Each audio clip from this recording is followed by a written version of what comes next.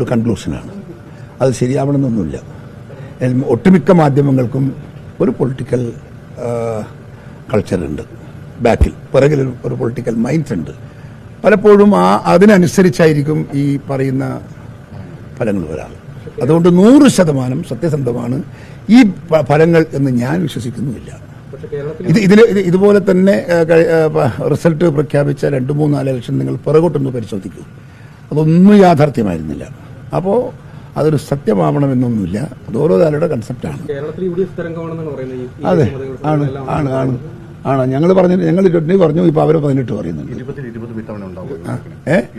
ഇപ്പോഴും ഞാൻ വിശ്വസിക്കുന്നു 20-20 ഞങ്ങളുടെ കയ്യിലുണ്ട് എന്നാണ്.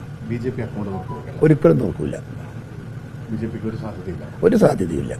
BJP ജനങ്ങൾ മനസ്സാ വാച കർമ്മ സ്വീകരിച്ചിട്ടില്ല കേരളത്തിൽ. അതുകൊണ്ട് തന്നെ ഒരു കാരണവശാലും BJPക്ക് എൻട്രി ഇവിടെ കിട്ടില്ല.